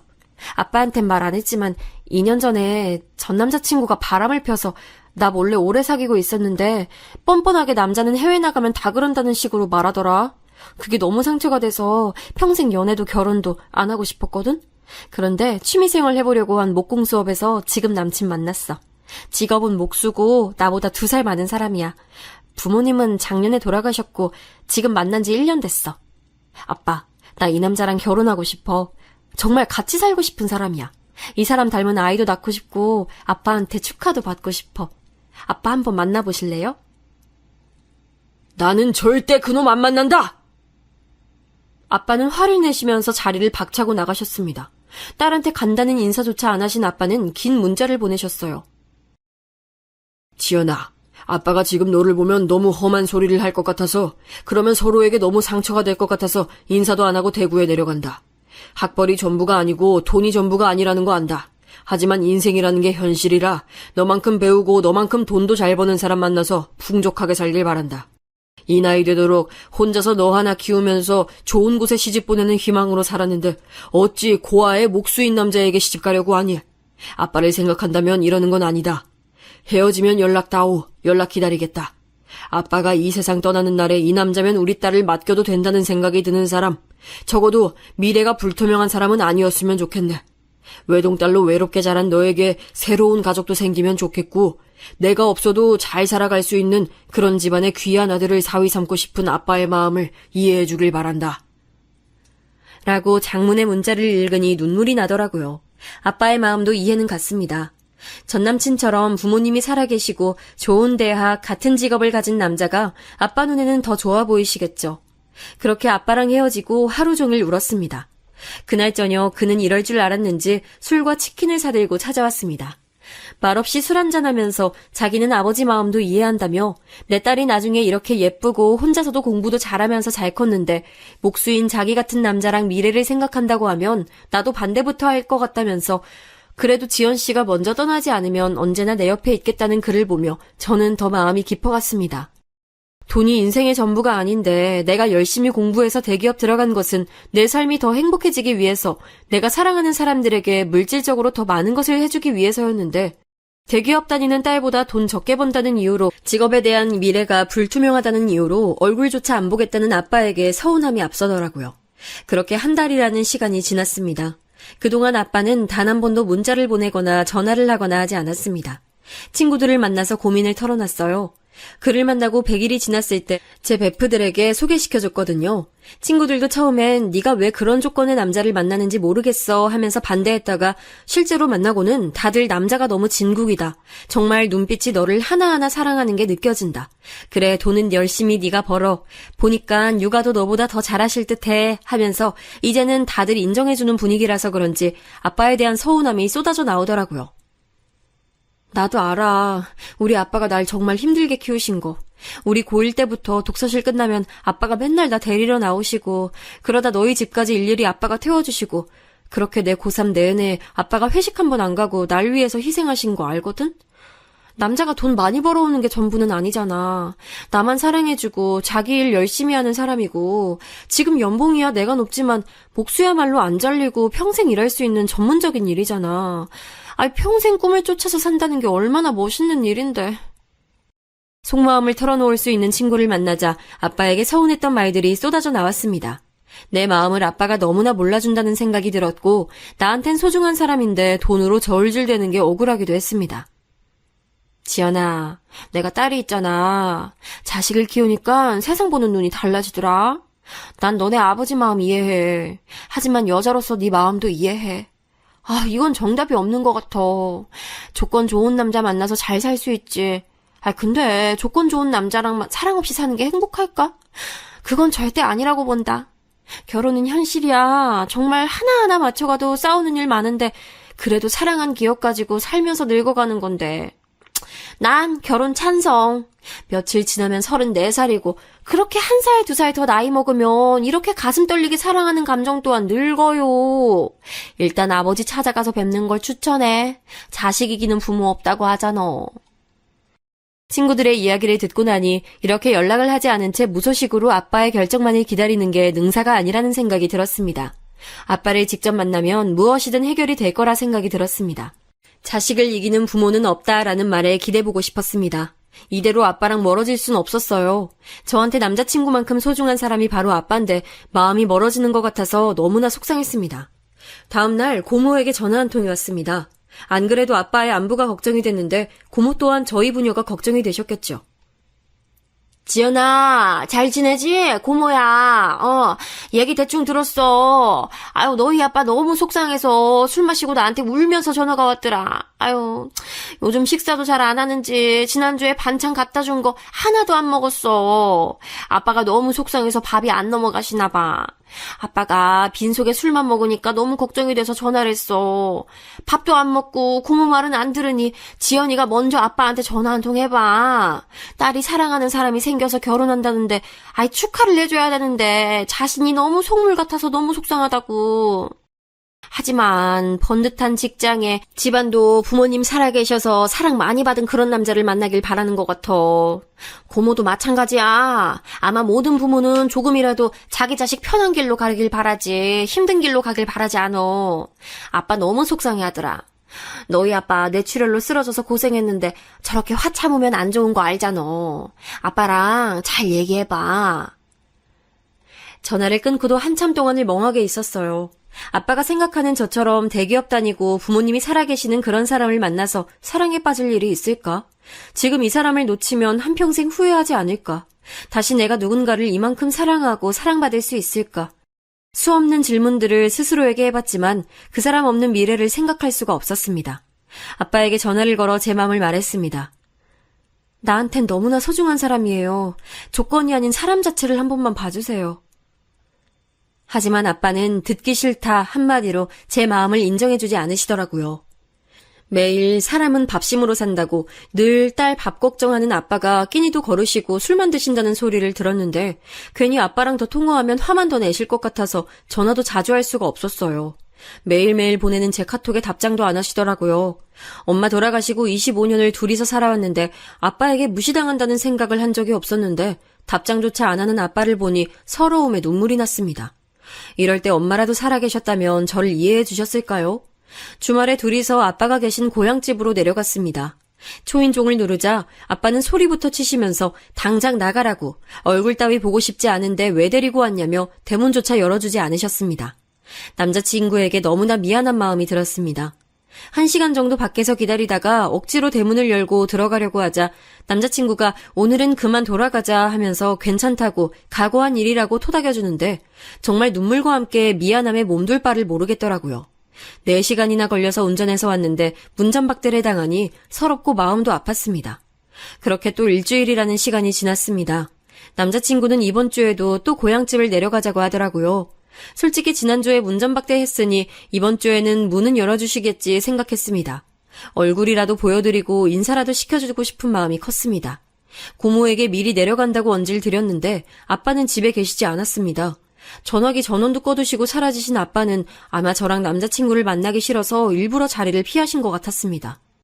그날 아빠가 전화를 받으실 때까지 100통이 넘게 전화를 한 것 같네요. 주말 내내 아빠를 기다렸지만 전화 한 통 받지 않으시던 아빠 때문에 서울 올라오는 내내 울었습니다. 오히려 남자친구는 미안하다며 저를 달래주는데 너무 화가 나더라고요. 아빠가 보실지 모르지만 문자를 보냈습니다. 이렇게 딸 마음에 상처 주면서 자리를 피하시면 좋으시냐고. 한 번만 만나달라고 사정을 하는데 이렇게 피하면 나랑 인연 끊고 싶어서 이러시냐고. 아빠 없이 결혼식은 못하니까 혼인신고만 하고 살까? 아빠가 바라는 게 이런 거야?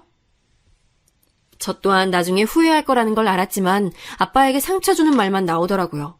그 이후 2주 동안 아빠는 제게 연락이 없었습니다. 저 또한 연락을 안 했습니다. 어차피 제 전화는 안 받으시고 남자친구 연락도 안 받으시더라고요. 그 사이에 남자친구는 매일 아버지께 문자를 보냈다고 합니다. 자기소개부터 날씨 이야기, 야구 이야기 등 매일 안부 문자처럼 보냈다는 걸 한참 후에 알게 됐습니다. 수신 차단을 했는지 전화도 안 받으시던 아빠가 어느 날 전화를 받으시더라고요. 그날 저희 셋에게 큰 사건이 일어났습니다. 아빠, 잘 지냈어? 우리 너무 오랜만에 목소리 듣는다. 고모가 그러시던데 아빠 밥도 잘 안 드셨다면서. 아빠 나 너무 속상해. 아빠 우리 만나서 다시 얘기해요.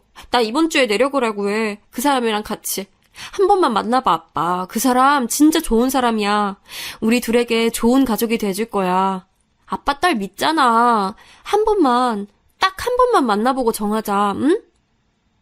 지연아, 내가 그렇게 반대한다고 말했는데도 이렇게 나와야겠어? 어? 내가 너를 어떻게 키웠는데. 정말 내가 나중에 너희 엄마 어떻게 보려고. 내가 너희 엄마 그렇게 죽고 나서 매일 제사 때마다 우리 딸 좋은 곳에 시집 보내고 당당하게 갈게 라고 얘기하는데 네가 그런 남자한테 시집 가면 내가 너희 엄마를 어떻게 보니. 계속 만나보라고. 좋은 사람이라고 그런 말 할 거면 아유 전화하지 마라. 아유. 아빠 왜 그래? 아빠 대답 좀 해봐, 아빠! 제발! 평소 혈압이 높고 뇌출혈이 있었던 아빠라 너무나 걱정이 됐습니다. 119에 신고를 하고 근처에 사는 아빠 친구분께 전화를 걸어 병원으로 이송했습니다. 그 사이 저는 회사의 사정을 얘기하고 남친에게도 아빠 소식을 전하니 바로 저희 회사까지 왔습니다. 혼자 운전해서 내려가면 위험하니까 본인이 운전해주려고 왔다고 남자친구와 함께 최대한 빨리 내려갔습니다. 병원에 잘 도착했다고 아빠 친구분이 전화가 왔지만 그래도 떨리는 손을 멈출 수가 없었습니다. 병원에 도착하자마자 의사 선생님을 만났습니다. 아빠는 갑작스러운 흉통으로 쓰러지신 거였고 다행히 사진상으로는 문제가 없으시지만 한번 뇌출혈 수술을 했던 사람이기 때문에 다시 MRI를 찍어보고 이틀 정도 입원을 하자고 하더라고요. 아빠는 눈 뜨자마자 왜 왔냐며 이렇게 아빠 속상하게 할 거냐며 소리를 치시고 아빠 친구분은 어떻게 서울에서 이렇게 빨리 내려왔냐며 수고했다고 걱정 많이 했을 텐데 집에 가서 쉬다 오라고 하셨습니다. 남자친구가 운전해줘서 왔다고 지금 차 안에 있다고 하니 아빠가 한번 면상이라도 보자며 불러봐라 하시더라고요. 남자친구가 어디서 구했는지 과일 바구니를 들고 병실로 들어왔습니다. 저희 둘을 놀란 눈으로 보시던 아빠 친구분이 너 기석이 아니니? 김필 아들 김기석 맞지? 아이 네가 왜 여기에. 설마 지연이 남자친구가 기석이라고? 정말 놀라시는 아빠 친구분과 그 얘기를 듣고 더 놀란 우리 아빠. 알고 보니 아빠의 중마고 3인방 중 한 분의 아들이 바로 기석 씨였습니다. 아빠가 할아버지 돌아가시고 가정 형편이 어려웠을 때 아빠 학비까지 빌려준 친구가 바로 기석 씨 아버지였습니다. 저기 진짜 자네 아버지가 함자가 김필 맞는가? 대구에 살던 키 크고 얼굴 허옇고 얼굴에 화상 자국 있는 김필이 정말 자네 아버지가 확실한가? 믿을 수가 없으신지 아빠는 같은 질문을 계속하셨어요. 예, 저도 어릴 때 대구에서 자랐습니다. 그리고 저희 아버지 함자가 김자 필자십니다. 저희 아버지를 아세요? 저도 초등학교 때 아버지가 돌아가셔서 아버지 친구분들이 계셨다고 어머니께 듣긴 했지만 잘 모릅니다. 돌아가시고 바로 외갓집으로 이사를 가서요. 아이고, 어찌 일이 이렇게 됐냐? 우리가 너를 얼마나 찾았는지. 너희 아버지 그렇게 사고로 돌아가시고 지연이 아빠랑 나랑 너희 아버지한테 받은 것들 너희 모자한테 갚아주려고 너희 어머니한테도 연락도 하고 했는데 한자코 괜찮다고 하시더니 이렇게 만나네. 아유, 어머니는 잘 계시지? 저희 어머니 1년 반쯤 아버지 곁으로 가셨어요. 갑자기 쓰러지셔서. 그래서 지연 씨 아버님 쓰러지셨다는 말에 많이 놀랐습니다. 작업 중에 바로 달려와서 제대로 된 복장이 아니네요. 다음번에 정식으로 찾아뵙겠습니다. 그날 저녁 아빠랑 둘이 병실에 있는데 아빠가 먼저 말을 꺼내더라고요. 아빠에게는 정말 소중한 친구가 둘이 있는데 그중 한 명이 오늘 달려와준 친구고 또 한 명이 20년 전 먼저 저 세상 간 친구라고. 학교 다닐 때 학생회비 없을 때 남몰래 빌려주고 대학 입학금도 몰래 마련해준 그 친구 덕분에 대학까지 다닐 수 있었다고 정말 고마운 친구였다고 우시는 아빠를 보니 저 또한 마음이 아팠습니다. 저도 어릴 때부터 아빠에게 친구분 얘기를 진짜 많이 들었거든요. 저희 엄마 돌아가셨을 때 아빠를 대신해서 저희 집에서 어린 저를 케어해주신 분이라고. 그때 저야 어린아이였으니 기억이 가물가물하지만 아빠 친구분이라는 분과 아주머니가 밥과 반찬을 차려주시고 늘 예쁜 옷을 사주시고 했던 기억이 났습니다. 아, 그분이 기석 씨 부모님이셨구나. 살아계셨다면 아빠가 이렇게 반대하지 않았을 텐데. 라는 생각도 들었습니다. 그날 밤 아빠는 많은 생각에 잠기신 것 같았어요. 그렇게 반대하던 딸의 남자친구가 꼭 다시 만나고 싶었던 친구의 하나 남은 아들이고 가족으로 받아달라고 온 친구의 아들을 매정하게 뿌리칠 수도 그렇다고 선뜻 받아들이기도 쉽지 않으셨겠죠. 퇴원하시고 아빠는 친구분과 한잔하러 가시겠다고 딱 맥주 한 잔만 하고 올게 하고 나가셨습니다. 본가에 오니 어릴 때 사진 속에서 기석 씨 사진도 기석 씨 부모님 사진도 쉽게 찾을 수 있었습니다. 우리가 어린 시절에 이렇게 만났구나. 아빠, 엄마, 그리고 기석 씨 부모님이 아기인 저희를 안고 있는 사진을 보니 울컥 눈물이 났습니다. 아마 이 사진을 보여주면 기석 씨도 저와 같은 마음일 것 같아요. 사진을 계속 보고 있으니 왠지 우리 둘은 이때부터 인연이었다는 생각이 들었습니다. 그리고 돌아가신 기석 씨 부모님이 우리를 만나게 해준 건 아닐까라는 생각도 들었습니다. 용씨가 내가 어떻게 해야... 아유, 정말 한숨만 나온다. 피리가 나한테 어떤 친구였는데 내가 힘들 때마다 제일 먼저 손 내밀어준 친구고 피리 부모님이 나한테 어떻게 하셨는데 도시락도 늘 2개씩 네모까지 주시곤 했는데 살아생전 한 번도 갚아드리지도 못했는데 그런데 너도 알잖아. 내가 지연이 어떻게 키웠는지. 참 사람이 간사하다. 우리 지연이 엄마 저 세상 가고 내가 무너졌을 때 나를 일으켜준 사람이 바로 피리네 부부인데. 우리 딸 입학할 때 옷도 사주고 소풍날에 김밥도 만들어서 몰래 가져다주고 정말이지 내가 어떻게 해야 할지. 아이 돈 많은 집에 시집가서 솔직히 우리 딸 편하게 살기 바라기도 했고 나랑 지연이 둘밖에 없으니 시댁 식구들이라도 식구가 많은 집에 시집가서 새로운 가족들이 생기길 원했어. 내가 정말 이기적인 놈이지. 그래, 알지. 너무 잘 알지. 지연이 엄마가 그렇게 허무하게 가고 나서 30대 중반 젊은 나이에 네가 혼자서 재혼도 안 하고 지연이만 바라보면서 좋은 아빠 한다고 그 누구보다 노력한 거 내가 다 안다. 하지만 피리가 너에게 아들 하나 줬다 생각하면 안 되겠니? 아이 지연이도 잘 벌고 있고 목수도 피리 닮아서 손재주가 좋았나 보네. 아 요즘은 목수 같은 전문직도 알아준다더라. 우리 세대랑 다르잖아. 아들 녀석이 아빠 닮아서 손재주가 좋았나 봐. 아이 피리 녀석 닮았음 지연이한테도 잘할 거야. 피리가 재수 씨한테 얼마나 잘했는데. 그 누구보다 지연이 아껴주고 사랑해주면서 살면 그게 잘 사는 거요. 아이 너한테도 아들 하나 생겼다 생각하고 애들 마음 아프게 그만 반대하고 오늘은 딱 맥주 한 캔만 마시고 들어가자. 지연이 기다려. 친구분이랑 얘기를 끝낸 아빠가 집으로 들어오셨어요. 아빠가 남자친구를 다시 한 번 더 보고 싶다고 하시더라고요. 주말에 같이 내려오라고 기다리고 있겠다고. 전 아빠를 안으며 아빠 고마워요. 정말 고마워. 아빠한테 쉽지 않을 결정이라는 거 알아. 정말 아빠 고마워. 주말에 만나요? 그에게 전화해 사정을 얘기했습니다. 그는 아버지 납골당에 와 있다고 하더라고요. 지연씨, 나도 말이야. 아빠에게 찾아가서 처음으로 도와달라고 말하고 왔어. 엄마가 사실 혼자서 나를 키우시느라 정말 고생 많이 해서 조금은 아빠에 대한 원망을 가슴속에 담고 살았어요. 근데 이 순간 아빠한테 나 허락받을 수 있게 도와달라고 빌고 싶더라. 돌아가신 아빠 대신 지연씨 아버지를 내 아버지로 생각하면서 살겠다고. 다음엔 지연씨도 데리고 올 수 있게 도와달라고 말하고 왔어. 우린 서로 웃다가 울다가 긴 통화를 마치고 주말에 만났습니다. 한껏 꾸미고 나온 글을 보니 정말 이제 결혼 승낙을 받으러 가는구나 싶었어요. 당일치기로 갔다 오려고 했는데 그는 한 짐을 싸서 왔더라고요. 왜 이렇게 짐이 많냐 물으니 그는 아버지와 함께 일주일이라는 시간을 보내겠다고 하더라고요. 남자친구는 아빠가 좋아하는 낚시부터 삼성 라이온즈 야구표까지 아빠에게 제가 해드릴 수 없는 것들을 같이 하면서 친해지고 싶다고 말했습니다. 이렇게 마음이 따뜻한 남자가 내 남자라니 조건이 좋은 남자보다 결국은 편하고 언제나 내 편이 되어줄 수 있는 남자가 최고란 생각이 들었어요. 결혼이 현실이지만 글쎄요. 그 매일 반복되는 하루가 행복해지는 조건이 아니라면 돈만 바라보고 서로 비슷한 학벌, 연봉에 맞춰서 하는 결혼만이 행복한 건 아니겠죠. 드디어 집에 도착했습니다. 아빠가 먼저 보고 싶다고 했지만 그래도 떨리더라고요. 그는 제 손을 잡고 걱정하지 마, 다 잘 될 거야 하면서 저를 안심시켰습니다. 아버님, 저희 왔습니다. 하면서 웃으며 집으로 들어갔습니다. 그의 손을 잡고 집으로 들어가면서 아, 나는 평생 이 손을 못 놓겠구나 라는 확신이 들었습니다. 이리 앉게. 온다고 수고 많았어. 내가 많이 생각해봤네. 우선 내가 자네 조건만 듣고 반대해서 미안하네. 자네도 홀어머니 밑에서 고생하면서 컸겠지만 우리 지연이도 내가 정말 귀하게 키운 딸일세. 만약 피리 아들만 아니었으면 계속 반대했을 거야. 하지만 피리가 자네 어머니한테 정말 잘했거든. 우리가 매일 마누라에게 잡혀 산다고 놀려도 자네 어머니 만나서 정말 행복하다고 자네를 가졌다고 자랑했을 때도 자네 돌잔치 날에도 내가 다 있었어.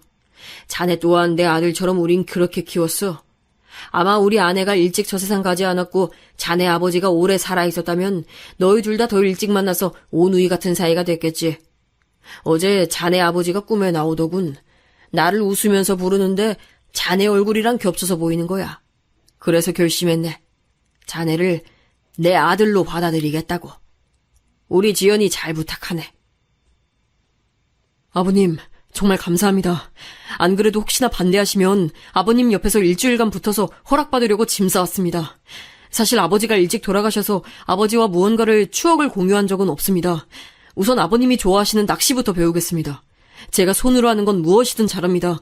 아버님 아들로서 그리고 지연 씨의 남편으로 최선을 다해 살아가겠습니다. 정말 실망시켜드리는 일 없이 잘하겠습니다. 허락해주셔서 감사합니다. 아빠, 우리 예쁘게 잘 살게요. 허락해주셔서 너무 감사해요. 아빠랑 그렇게 싸우고 나 많이 울었어요. 나한테 제일 소중한 아빠인데 아빠 다시 쓰러질까봐 내가 얼마나 걱정했는데. 아빠 정말 고마워. 그렇게 그는 저의 신랑이 됐습니다.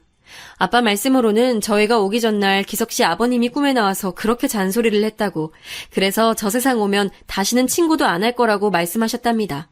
그리고 어머님까지 나와서 우리 아들 예쁘게 봐달라고 오는데 기석이를 내 아들이다 생각하고 살아야겠다 마음먹으시곤 친구도 딸도 잃고 싶지 않다고 반대해서 미안하다고 하셨어요. 남은 생 동안 우리 부부 즐겁게 사는 모습 보고 가겠다고 마음을 먹고 나니 한결 편해지셨다고 웃으며 말씀하시더라고요. 내일은 아빠를 모시고 시아버지 시어머니 납골당에 가보기로 했습니다. 정말 하늘이 이어준 인연은 있다는 말이 저희 부부를 두고 하는 말이 아닐까요?